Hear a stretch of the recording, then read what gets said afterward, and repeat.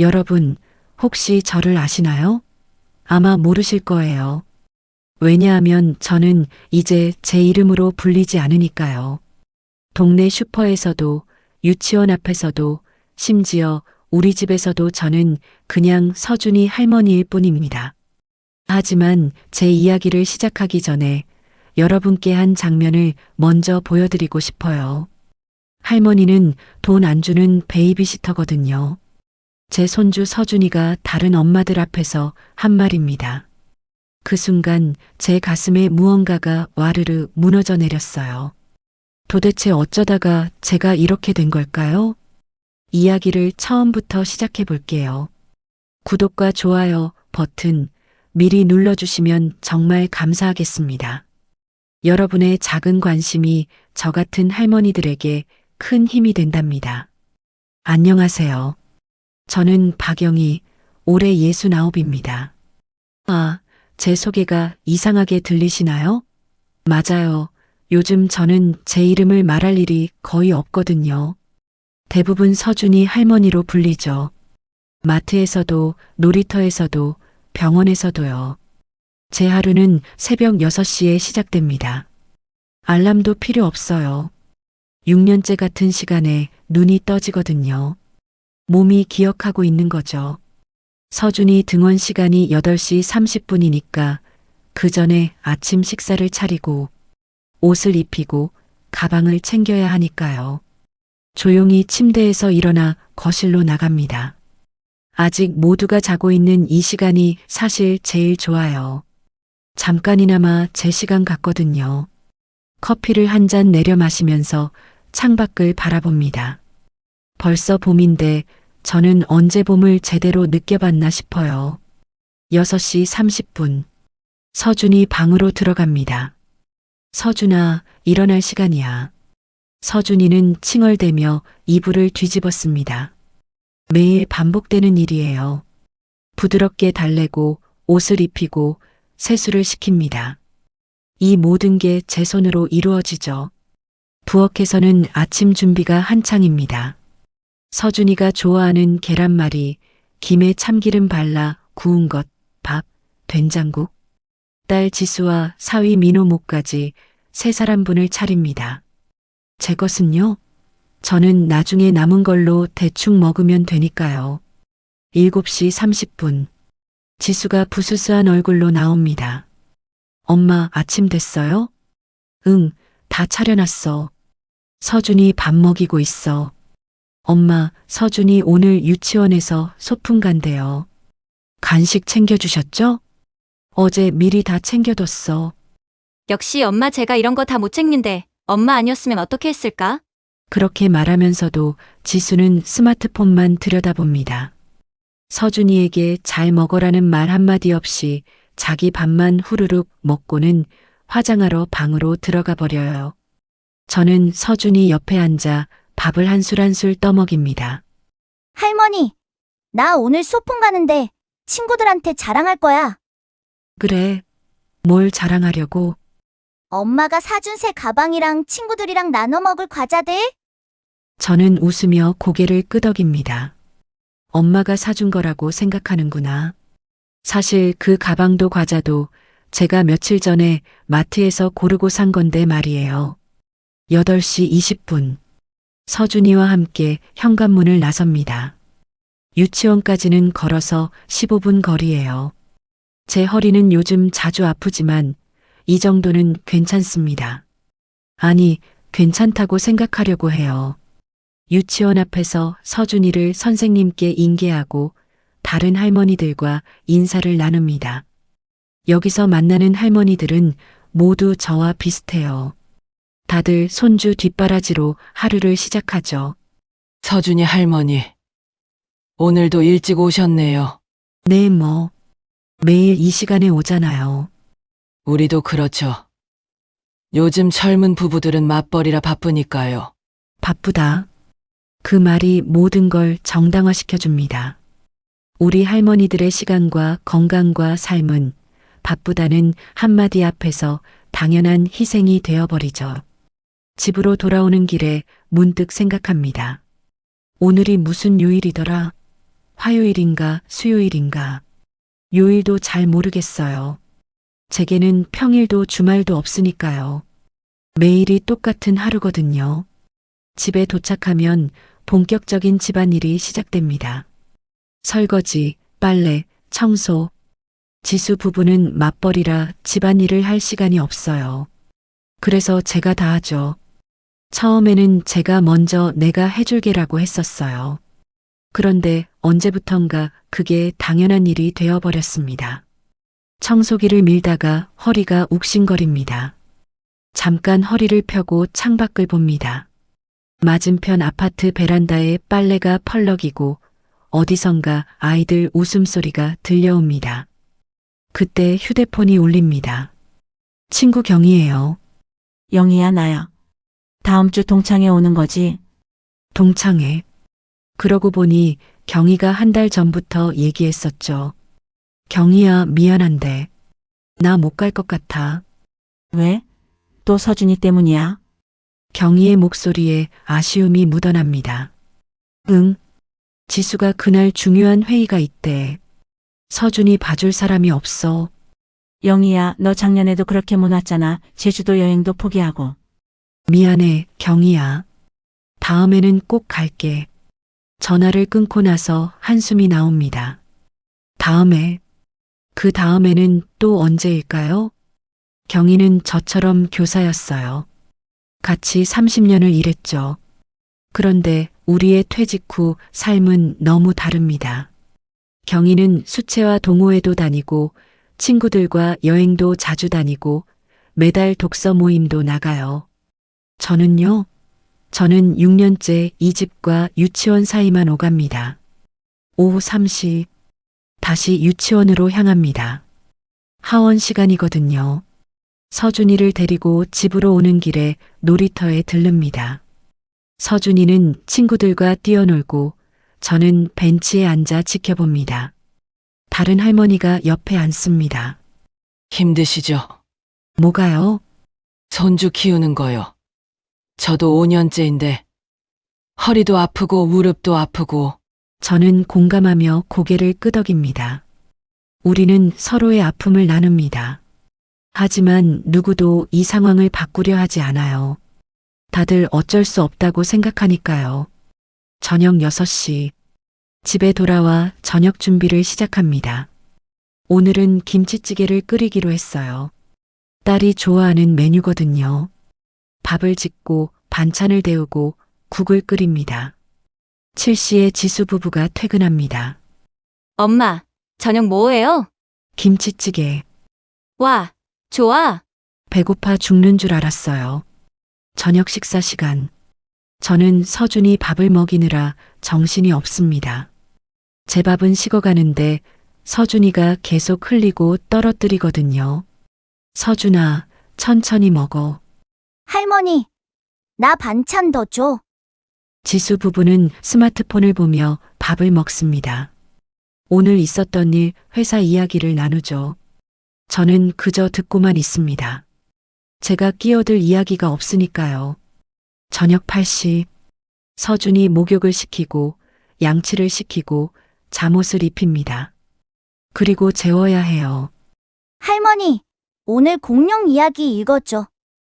그래, 할머니가 읽어줄게. 서준이가 잠들 때까지 옆에 누워 있습니다. 제 허리는 아프지만 서준이의 귀여운 잠든 얼굴을 보면 그래도 마음이 따뜻해집니다.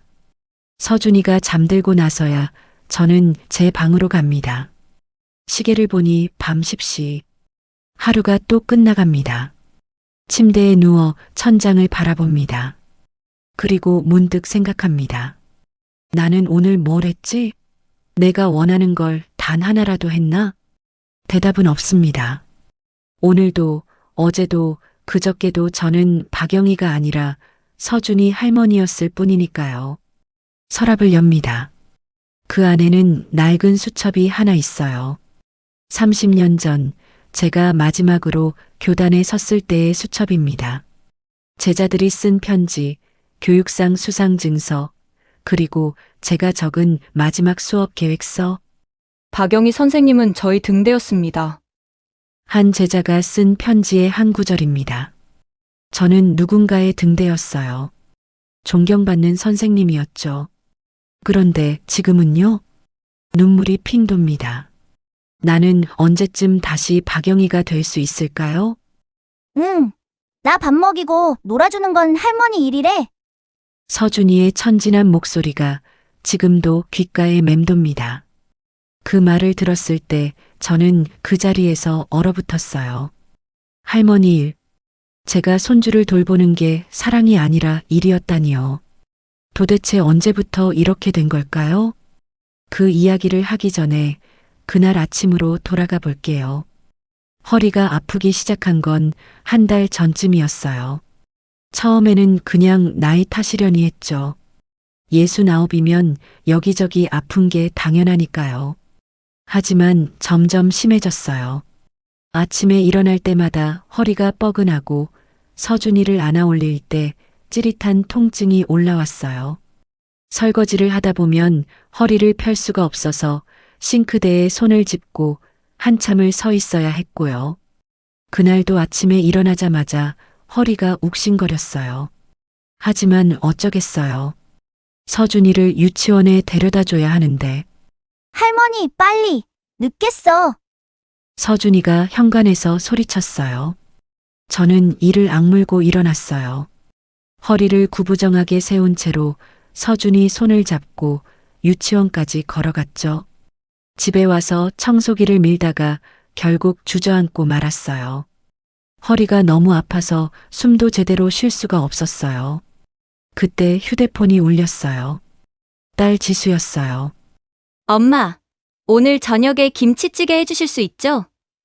민호 오빠가 먹고 싶대요. 지수야, 엄마가 오늘 허리가 너무 아파서 엄마, 왜요? 어디 아프세요? 병원 좀 가봐야 할 것 같아. 허리가 며칠 전부터 이상해. 아, 그럼 병원 가세요. 근처에 정형외과 있잖아요. 그리고는 전화를 끊어버렸어요. 제가 아프다는 말에 병원 가라는 말만 하더라고요. 누가 서준이를 봐줄지, 저녁은 어떻게 할지는 묻지도 않았어요. 저는 그날 오후 혼자 병원에 갔어요. 정형외과 대기실에 앉아 있는데 옆에 계신 할머니가 말을 걸어왔어요. 혼자 오셨어요? 네, 저도요. 우리 딸이 오겠다고 했는데 회사 일이 바빠서요.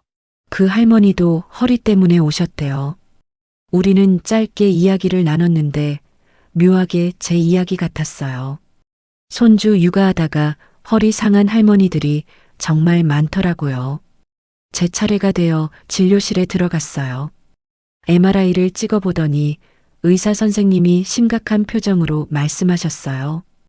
허리 디스크가 상당히 진행됐네요. 언제부터 아프셨어요? 한 달 정도요. 한 달 동안 무리를 많이 하셨나 봐요. 지금 당장 수술까지는 아니지만 물리치료를 꾸준히 받으셔야 해요. 그리고 절대 무거운 거 들지 마시고 아이 안거나 하는 것도 자제하셔야 합니다. 아이 앉는 것도 자제하라고요. 그럼 서준이는 어떻게 하죠? 선생님, 제가 6살 손주를 돌보고 있는데 그러시면 안 됩니다. 당분간은 육아는 다른 분이 하셔야죠. 지금 계속 무리하시면 나중에 정말 큰일 납니다. 저는 침묵했어요. 다른 분이요? 누가 있겠어요? 지수는 일해야 하고 민호도 회사 다니는데 집으로 돌아오는 길에 지수에게 전화했어요. 지수야, 엄마 병원 다녀왔어. 엄마, 의사가 뭐라고 했어요? 괜찮대요? 허리 디스크래. 물리치료 받아야 한대. 아이고, 엄마. 그럼 물리치료 받으세요. 제가 병원비 드릴게요. 지수야, 그게 아니라 의사가 당분간 아이 돌보는 거 자제하래. 잠깐의 침묵이 흘렀어요. 엄마, 그럼 저희는 어떻게 해요? 그 말을 듣는 순간 가슴이 철렁했어요. 제가 아프다는 건 걱정이 아니었어요. 저희는 어떻게 하냐고요? 지수야, 엄마가 지금 아프다니까. 알아요. 엄마 그런데 저희도 난처하잖아요. 서준이는 누가 봐요? 어린이집 보내려면 돈도 많이 들고. 그럼 엄마가 아파도 계속 봐야 한다는 거니? 아니, 그게 아니라, 엄마, 좀만 더 힘내주세요. 제가 빨리 좋은 방법 찾아볼게요. 좋은 방법. 그게 뭘까요? 6년째 제가 해왔는데 지금 와서 무슨 방법이 있겠어요? 그날 저녁 저는 허리가 아파서 소파에 누워 있었어요. 약을 먹었지만 통증은 가라앉지 않았고 눈을 감고 있으니까 세상이 핑핑 도는 것 같았어요. 그때 서준이가 학교에서 돌아왔어요. 할머니, 서준이가 제 옆에 와서 흔들었어요. 할머니, 배고파. 밥 해줘. 서준아, 할머니 오늘 너무 아파서. 싫어. 지금 당장 배고프다고. 서준이가 짜증을 냈어요. 저는 힘겹게 일어나려고 했어요. 할머니가 조금만 쉬었다가 해줄게. 엄마 오시면. 안 돼. 지금 해줘야 돼. 서준아, 제발. 그때 서준이가 한 말이 제 가슴에 비수처럼 꽂혔어요. 그래도 해줘야지. 엄마가 할머니 일이라고 했어? 시간이 멈춘 것 같았어요. 할머니 일? 제 목소리가 떨렸어요. 서준이는 천진하게 고개를 끄덕였어요. 응. 나 밥 먹이고 놀아주는 건 할머니 일이래. 엄마가 그랬어. 정말이지 그 순간 숨이 막히는 것 같았어요. 제가 6년 동안 손주를 돌본 게 사랑이 아니라 일이었다니요. 고용된 사람처럼 해야 하는 업무였다니요. 눈물이 핑 돌았지만 참았어요. 서준이 앞에서 울 순 없었거든요. 그래, 알았어. 할머니가 해줄게. 저는 이를 악물고 일어났어요. 허리가 찢어지는 것 같았지만 부엌으로 걸어갔어요. 냉장고를 열고 계란을 꺼내고 밥을 퍼고 서준이는 거실에서 텔레비전을 보고 있었어요. 제가 얼마나 아픈지 관심도 없었어요. 계란을 프라이팬에 붙이면서 눈물이 뚝뚝 떨어졌어요. 내가 정말 고용된 사람이구나. 무료로 일하는. 그때 허리가 또 욱신거렸어요. 싱크대를 붙잡고 한참을 버텼어요. 하지만 서준이는 할머니, 아직이야? 하고 소리칠 뿐이었어요. 저녁 7시에 지수 부부가 퇴근했어요. 식탁에는 계란 볶음밥이 차려져 있었고 저는 소파에 축 늘어져 있었어요. 엄마, 오늘 이것만 해놨어요? 지수가 실망한 듯 물었어요. 허리가 아파서. 아, 그래도 서준이는 먹여야죠. 애가 배고파 했을 텐데. 사위는 아무 말 없이 밥을 먹기 시작했어요. 저는 그날 밤 제 방에 들어가서 문을 닫았어요. 그리고 베개에 얼굴을 묻고 한참을 울었어요. 나는 정말 이 집에서 뭐지? 가족일까? 일하는 사람일까? 다음 날 아침에도 허리는 여전히 아팠어요. 하지만 서준이를 유치원에 데려다 줘야 했고 집안일도 해야 했어요. 지수는 출근하면서 말했어요. 엄마, 물리치료 예약해놨어요. 오후 3시에 가세요. 서준이 하원 시간이 3시인데 엄마가 치료받고 오시면 되잖아요. 늦어도 내시면 되고. 그리고는 현관문을 닫고 나가버렸어요. 저는 멍하니 서 있었어요. 제 건강보다 서준이 하원 시간이 더 중요한 거예요? 그날 오후 저는 물리치료를 받으러 갔어요. 치료실에 누워서 전기 치료를 받는데 옆 침대 할머니가 말을 걸었어요. 손주 돌보시나 봐요. 네, 어떻게 아셨어요? 요즘 우리 같은 할머니들 천지예요. 그 할머니는 7살 손녀를 5년째 돌보고 있대요. 역시 허리 디스크였고요. 근데 말이에요. 우리 며느리가 그러더라고요. 어린이집 보내면 돈 아깝다고 할머니가 봐주면 공짜니까. 공짜. 그 단어가 가슴에 와닿았어요. 저도 공짜로 일하는 사람이었어요. 6년 동안 단 한 푼도 받지 않고 매일 새벽부터 밤까지 일했죠. 치료를 마치고 서둘러 유치원으로 향했어요. 시계를 보니 3시 50분. 다행히 늦지 않았어요. 서준이를 데리고 집으로 오는데 서준이가 물었어요. 할머니, 오늘 놀이터 갈 거야? 서준아, 할머니 허리 아파서 오늘은 집에서 놀자. 싫어. 놀이터 가야 돼. 그래, 알았어. 저는 또 이를 악물고 놀이터로 향했어요. 매일 이렇게 제 몸을 혹사시키며 살고 있었어요. 그날 밤 저는 또 제 방에 혼자 누워 생각했어요. 이렇게 살다가 나는 언제 박영희로 돌아갈 수 있을까? 대답은 없었어요. 다만 허리의 통증만이 제 존재를 증명할 뿐이었어요. 그리고 며칠 뒤 저는 결정적인 순간을 맞이하게 됩니다. 그날 제 인생에서 가장 수치스러운 순간이 찾아왔습니다. 허리 통증을 참으며 일주일을 버텼어요. 물리치료를 받아도 약을 먹어도 나아지지 않았죠. 하지만 서준이를 돌봐야 했고 집안일을 해야 했고 모든 게 그대로였어요. 그날도 오후 3시 유치원에 서준이를 데리러 갔습니다. 서준이 할머니, 오늘도 오셨네요. 민준이 엄마가 밝게 웃으며 인사를 건넸어요. 서준이는 항상 할머니가 데리러 오시네요. 부모님이 많이 바쁘신가 봐요. 네, 맞벌이라서요. 그때였어요. 유치원 문이 열리고 아이들이 우르르 나왔죠. 서준이가 민준이와 함께 뛰어나왔어요. 할머니, 서준아, 오늘 재미있었어? 민준이 엄마가 웃으며 서준이에게 물었어요. 서준아, 너는 항상 할머니가 데려가시네? 그런데 서준이가 제 손을 잡고는 천진난만하게 아무 생각 없이 대답했어요. 네. 할머니는 돈 안 주는 베이비시터거든요. 세상이 멈췄어요. 주변이 조용해졌고 민준이 엄마의 미소가 굳어졌어요. 저는 그 자리에서 얼어붙었어요. 어머, 서준아. 민준이 엄마가 당황하며 말했지만 서준이는 왜 사람들이 당황하는지 모른 채 계속 말했어요. 엄마가 그랬어요. 할머니한테 돈 주면 아깝다고 그냥 할머니가 해주시면 되니까. 어린이집 보내면 돈 많이 드는데 할머니는 공짜니까 더 좋대요. 공짜. 그 단어가 귓가에서 맴돌았어요. 다른 엄마들이 저를 보는 눈빛이 느껴졌어요. 동정과 당혹감이 뒤섞인 시선들. 서준아, 우리 집에 가자. 목소리가 떨렸지만 어떻게든 웃으려고 애썼어요. 서준이 손을 잡고 그 자리를 빠져나왔습니다. 뒤에서 사람들이 수군거리는 소리가 들렸어요. 하지만 뒤돌아볼 수가 없었어요. 집으로 가는 15분이 평생 중 가장 길게 느껴졌어요. 집에 도착해서 현관 거울을 봤어요.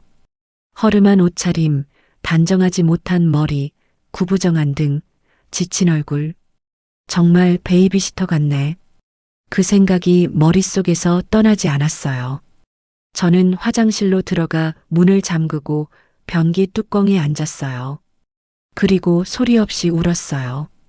한참 뒤에 서준이가 화장실 문을 두드렸어요. 할머니, 뭐해? 나 심심해. 할머니 화장실. 조금만 기다려. 세수를 하고 나왔어요. 하지만 마음은 여전히 무너져 있었죠. 그날 저녁 초인종이 울렸어요. 문을 여니 친구 경희가 서 있었어요. 영희야, 내가 요즘 연락도 안 하고 동창회도 안 나와서 왔어. 경희는 제 얼굴을 보더니 바로 알아챘어요. 영희야, 무슨 일 있었어? 저는 그동안 참았던 모든 걸 쏟아냈어요. 허리 아픈 것, 병원 진단, 딸의 반응, 그리고 오늘 유치원에서 있었던 일까지. 경희는 제 손을 꽉 잡았어요. 영희야, 경희의 목소리가 단호했어요. 넌 지금 내 인생을 사는 게 아니야. 딸 인생의 부속품이 되어버렸어. 경희야, 아니, 들어봐. 넌 30년 동안 훌륭한 교사였어. 그런데 지금은 공짜 베이비시터. 이게 말이 돼? 경희가 제 어깨를 잡았어요. 영희야, 내가 바꿔야 해. 지금 안 바꾸면 진짜 박영희는 영원히 사라져. 그 말이 가슴에 꽂혔어요. 경희가 돌아간 후 저는 결심했어요. 더 이상은 안 돼. 이제 말해야 해. 다음 날 저녁 저는 지수 부부를 거실에 앉혔어요. 지수야, 민호야. 할 말이 있어. 지수가 불안한 표정으로 물었어요. 엄마, 무슨 일이세요? 이제 평일 육아는 못할 것 같아. 순간 지수의 얼굴이 굳었어요. 엄마, 무슨 말씀이세요? 의사가 허리 더 무리하면 큰일 난대. 그리고 엄마도 이제 내 삶을 살고 싶어? 지수가 발끈했어요. 엄마, 지금 무슨 말씀하시는 거예요? 엄마가 도와주셔야 우리가 벌어먹고 살아요. 민호가 끼어들었어요. 애 봐주는 게 싫으면 왜 진작 말 안 하셨어요? 저희가 애 낳을 때 괜찮다고 하셨잖아요. 제 목소리가 떨렸어요. 내가 언제 괜찮다고 했어? 너희가 당연히 봐주실 거라고 생각한 거지. 엄마도 손주 보는 게 행복하신 줄 알았어요. 지수의 그 말에 저는 웃음이 나왔어요. 쓴웃음이었죠. 행복? 지수야, 엄마는 6년 동안 단 하루도 쉬지 못했어. 새벽 6시부터 밤 10시까지. 여행 한 번 못 가봤어. 친구들 만날 시간도 없었어. 그래도 그리고 오늘 서준이가 유치원에서 뭐라고 했는지 알아? 지수가 눈치를 챈 듯 얼굴이 창백해졌어요. 할머니는 돈 안 주는 베이비시터래. 공짜니까 좋대. 지수가 입을 다물었어요. 너희한테 엄마는 그런 존재였구나. 공짜로 쓸 수 있는. 그날 밤 집안 분위기는 최악이었어요. 며칠이 지났어요. 지수는 저한테 말도 안 걸었고 집안은 냉랭했어요. 그날도 서준이를 데리고 놀이터에 갔어요. 마지막이 될지도 모른다는 생각에 서준이가 원하는 걸 들어주고 싶었거든요. 벤치에 앉아 서준이가 노는 걸 지켜봤어요. 그런데 갑자기 눈앞이 흐려지면서 세상이 기울었어요. 할머니! 서준이의 목소리가 멀리서 들렸어요. 다음 순간 저는 구급차에 실려 있었어요. 응급실에서 눈을 떴어요. 의사가 심각한 표정으로 말했어요. 디스크가 심하게 악화됐습니다. 지금 당장 수술은 아니지만 절대 안정이 필요합니다. 그때 지수가 달려왔어요. 엄마, 괜찮으세요? 저는 지수를 봤어요. 지수의 눈에 눈물이 고여 있었죠. 하지만 다음 순간 들린 말에 제 가슴이 다시 무너졌어요. 엄마, 그런데 서준이는 누가 봐요? 내일 제가 중요한 회의가 있는데. 저는 천장을 바라봤어요. 아직도 모르는구나. 의사가 단호하게 말했어요. 보호자분, 환자분은 최소 2주는 절대 안정이 필요합니다. 육아는 절대 안 됩니다. 지수가 당황한 표정으로 민호를 봤어요. 여보, 어떡해요? 민호가 난처한 표정으로 말했어요. 어린이집 알아봐야겠네요. 아니면 파출부. 파출부. 그 단어를 들으니 정말 웃음이 나왔어요. 나는 파출부보다 못했구나. 파출부는 월급이라도 받잖아. 일주일 후 퇴원했어요. 집에 오자마자 제 방으로 들어가 문을 닫았어요. 서랍을 열어 그 낡은 교사 수첩을 꺼냈어요. 30년 전 제가 마지막으로 교단에 섰을 때의 기록들. 박영희 선생님은 저의 등대였습니다. 제자가 쓴 편지를 읽으며 눈물이 흘렀어요. 나는 박영희였어. 손으로 수첩을 쓰다듬으며 저는 조용히 다짐했어요. 이제 끝이야. 더 이상 이렇게 살지 않을 거야. 그리고 수첩을 꼭 껴안으며 중얼거렸어요. 미안해, 박영희. 너를 너무 오래 잃어버리고 살았어. 창밖을 봤어요. 밤하늘에 별이 빛나고 있었어요. 내일은 달라질 거야. 그날 밤 저는 처음으로 평화롭게 잠들었어요. 폭풍 전의 고요함이었죠. 퇴원 후 사흘째 되던 날 아침이었어요. 저는 거실 소파에 앉아 지수 부부를 기다렸어요. 손에는 그 낡은 교사 수첩을 꼭 쥐고 있었죠. 엄마 부르셨어요? 지수가 조심스럽게 물었어요. 사위 민호도 옆에 섰고요. 응, 앉아봐. 할 얘기가 있어. 두 사람이 소파에 앉았어요. 긴장한 표정이었죠. 저는 천천히 입을 열었어요. 지수야, 민호야, 엄마가 결정한 게 있어. 네. 앞으로 평일에는 서준이를 못 봐줘. 주말에만 봐줄 거야. 지수가 입술을 깨물었어요. 그리고 평일에는 엄마가 하고 싶은 거 할 거야. 아직도 배우고 싶은 게 참 많아. 친구들도 만나고. 엄마, 저는 손에 쥐고 있던 수첩을 펼쳤어요. 이게 뭔지 알아? 지수가 고개를 저었어요. 엄마가 30년 동안 교사 생활하면서 쓴 수첩이야. 마지막 수업 계획서, 제자들이 쓴 편지들. 제 손가락이 한 편지 위에 머물렀어요. 박영희 선생님은 저의 등대였습니다. 한 제자가 쓴 거야. 목소리가 떨렸어요. 엄마는 박영희였어. 누군가에게 의미 있는 사람이었어. 존경받는 선생님이었지. 지수의 눈에서 눈물이 흘러내렸어요.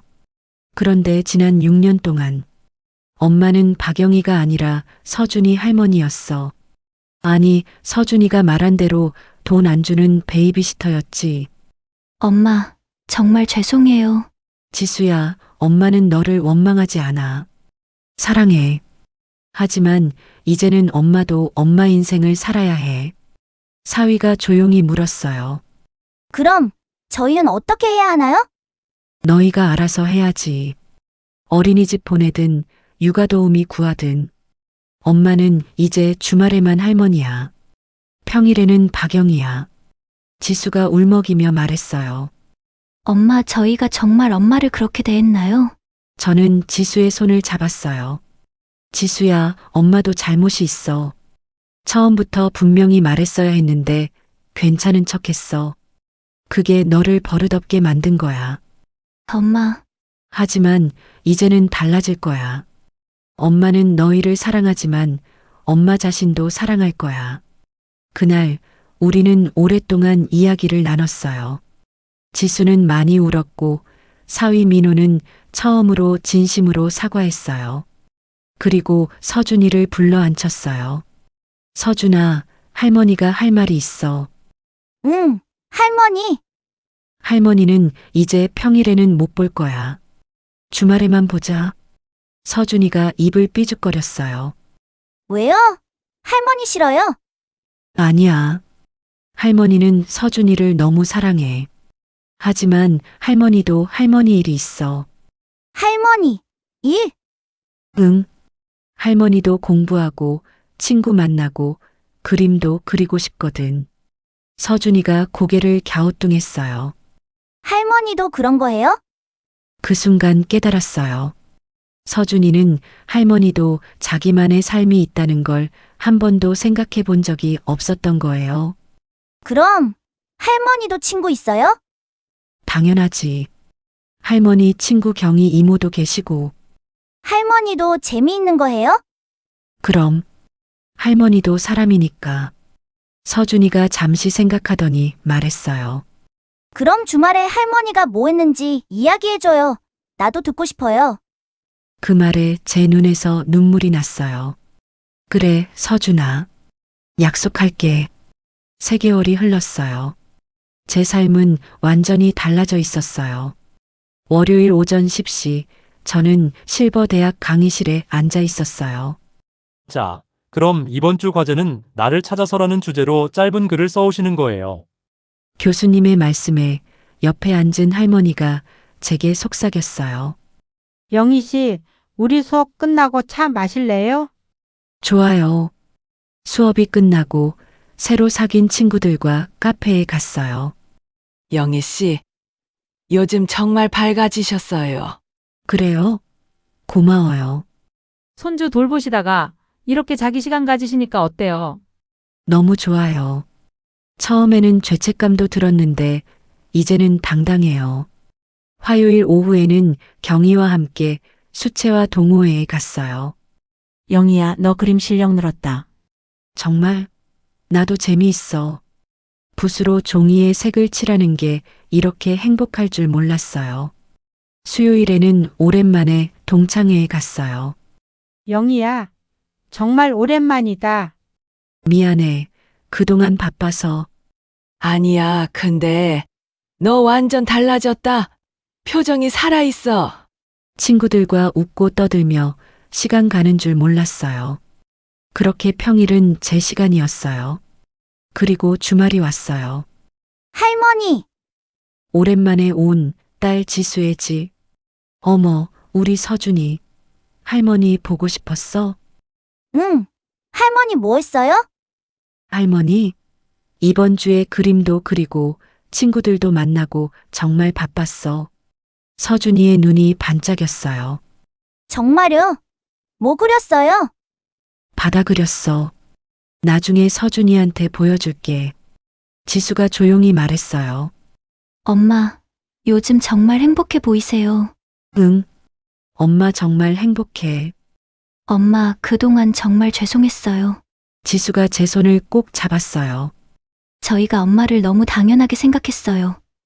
엄마도 엄마만의 인생이 있는데. 지수야, 아니에요. 들어주세요. 저는 엄마가 손주 보는 게 행복하신 줄만 알았어요. 아니, 그렇게 믿고 싶었던 것 같아요. 지수의 눈에서 눈물이 흘렀어요. 엄마가 얼마나 힘드셨는지, 얼마나 외로우셨는지 이제야 알겠어요. 지수야, 울지 마. 엄마, 정말 감사해요. 그리고 사랑해요. 저는 딸을 꼭 안아줬어요. 엄마도 사랑해. 그리고 이제 우리 서로에게 좋은 거리를 찾은 것 같아서 기뻐. 서준이가 우리를 보며 말했어요. 할머니, 엄마, 왜 울어요? 안 울어. 행복해서 그래. 그날 우리는 함께 공원에 갔어요. 예전처럼 제가 쫓아다니는 게 아니라 지수와 사위 민호가 서준이와 함께 뛰어놀았어요. 저는 벤치에 앉아 그 모습을 지켜봤어요. 이게 맞는 거구나. 행복했어요. 정말로. 그날 밤 집으로 돌아와 거울을 봤어요. 3개월 전과는 다른 얼굴이었어요. 눈에 생기가 돌아왔고 표정이 밝아졌어요. 허리도 많이 좋아졌고요. 서랍에서 교사 수첩을 꺼냈어요. 마지막 빈 페이지에 펜을 들었어요. 69년 만에 다시 만났습니다. 내 이름 박영희. 미안해요. 당신을 너무 오래 잃어버리고 살았어요. 이제는 박영희 내 자신으로 살겠습니다. 나머지 인생은 박영희로 나를 사랑하며 살겠습니다. 글을 쓰고 나니 눈물이 났어요. 하지만 이번 눈물은 슬픔이 아니었어요. 감사와 희망의 눈물이었죠. 창밖을 봤어요. 별이 빛나고 있었어요. 그리고 저는 조용히 중얼거렸어요. 고마워, 박영희. 돌아와줘서.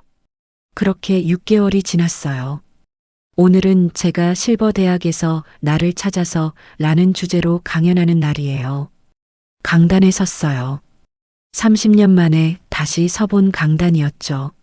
안녕하세요. 저는 박영희입니다. 제 이름을 또박또박 말했어요.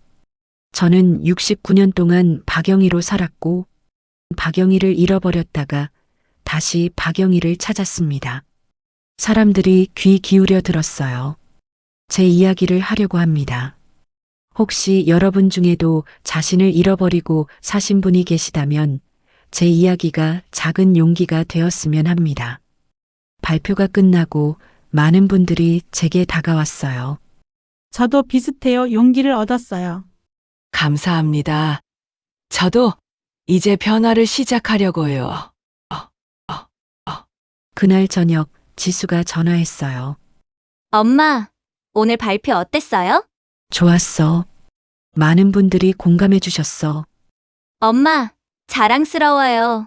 그리고 사랑해요. 엄마도 사랑해, 지수야. 전화를 끊고 다시 창밖을 봤어요. 별이 또 빛나고 있었어요. 저는 웃으며 중얼거렸어요. 69년 만에 다시 만나서 반가워, 박영희. 이제 우리 함께 걷자. 우리 이름으로. 여러분, 혹시 지금 누군가의 엄마로, 할머니로, 며느리로만 살고 계신가요? 혹시 여러분의 이름을 잃어버리고 계신가요? 늦지 않았어요.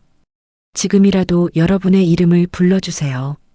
여러분은 누군가의 부속품이 아니라 여러분 자신입니다. 사랑으로 주는 것과 착취당하는 것은 달라요. 여러분도 여러분의 삶을 살 자격이 있어요. 용기 내세요. 그리고 여러분의 이름을 되찾으세요. 구독과 좋아요 잊지 않으셨죠?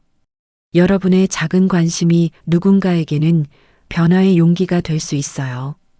오늘도 제 이야기를 들어주셔서 감사합니다. 여러분 모두 행복하세요. 그리고 기억하세요. 당신에게도 이름이 있다는 것을. 안녕히 계세요.